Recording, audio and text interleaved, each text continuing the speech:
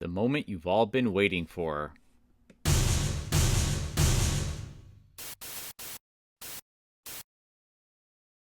Today we're going to go over the differences, namely the pros and cons, between the new Speed Queen 2019 TC5000WN versus the Maytag Commercial, which is also pretty new but it's only been out for about a year and a half at this point. I've had the luxury of testing both machines in a variety of different cycles, including my queen size comforter, towels, catch-up tests, you name it. At this point, I'm very familiar with both of these machines, and we're going to get to the bottom of it.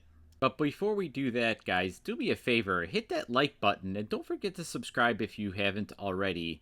I produce a lot of videos, and these are really hard work, and it really means a lot to me when you give it that thumbs up. Speed Queen reintroduced their 2017 style washing machine and renamed it the TC5000WN, aka the AWN632 SP116 TW01, aka the Speed Queen Classic. Don't be fooled with all those fancy model numbers. This is basically the 2017 washer in a different style body.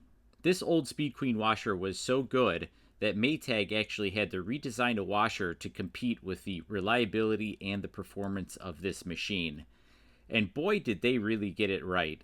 Maytag managed to produce an old school performing washer in a new style electronically controlled washing machine that is suspension hung and has all sorts of computer boards and mode shifters, but it still works fantastic. I did the catch-up test on these two machines, and let me show you the difference. What you see on the left is the Maytag Commercial, and what you see on the right is the new 2019 Speed Queen washing machine, the TC5000WN. As you can see, the Maytag did a far superior job over the Speed Queen. In my humble opinion, the Maytag did so much better because it has a dual action agitator, which is really a game changer when it comes to washing machine performance. I understand why Speed Queen had a single piece agitator. It adds to the reliability, and this is where it starts to get tricky. How much performance do you give up in exchange for reliability?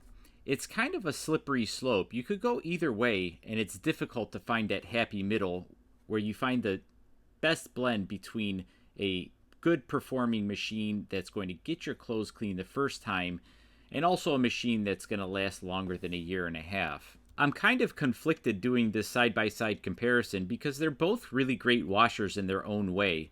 The Maytag, I think, edges out in the performance department, but I feel like the Speed Queen holds an advantage in the reliability and build quality department. Let's do a side-by-side comparison and figure some things out. The Maytag comes in at $799, the Speed Queen's at $1,039. The Maytag is a 3.5 cubic foot tub to the Speed Queen's 3.2 cubic foot tub.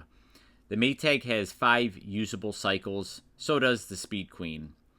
The Maytag does come with a 5-year full parts and labor warranty. That covers in-home service, everything. There's no ifs, ands, or buts about it. It's right from Maytag and there's no exceptions. The Speed Queen washer does come with a 3-year full parts and labor warranty, which is also direct from the manufacturer. And the nicest thing, or it could be a terrible thing about it, is that it's generally guaranteed through the person that you actually bought the washing machine from.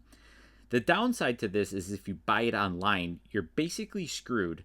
Speed Queen dealers are under no obligation to service your washing machine if it's under warranty. Even if you bought it from them, they could tell you no thanks. And then what are you going to do? The real deciding factor between the Maytag and the Speed Queen is the dual action agitator.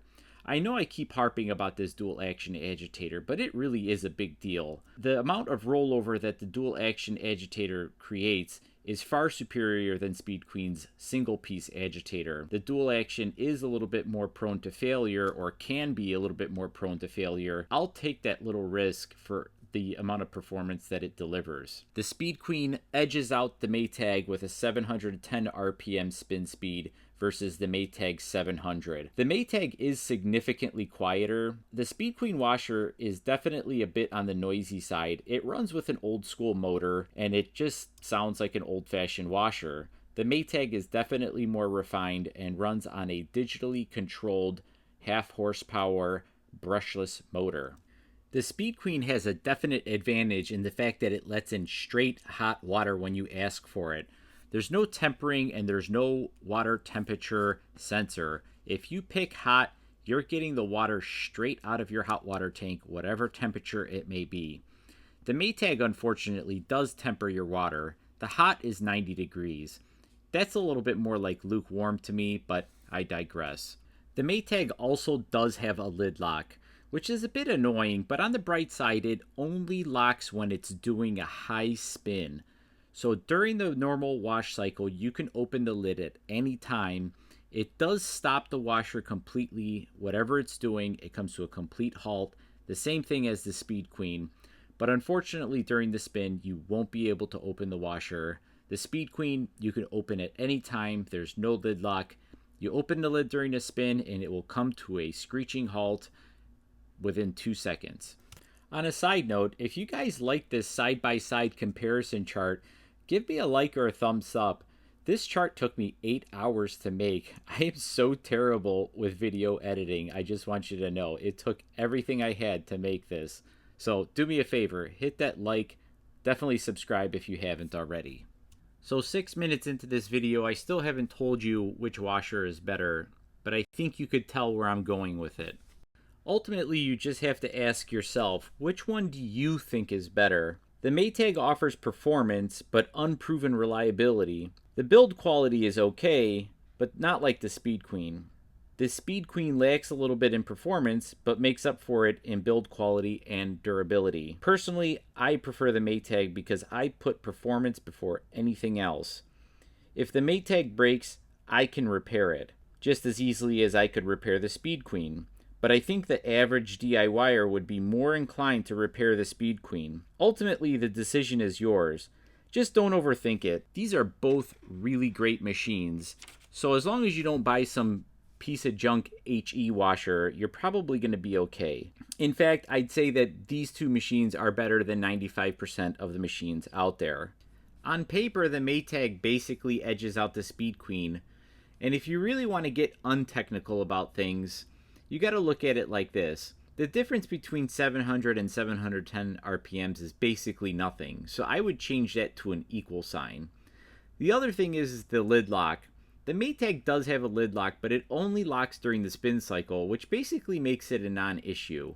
So that I'd put a little bit of an equal sign too. The only thing that the Speed Queen has a real definite advantage of is the availability of straight hot water.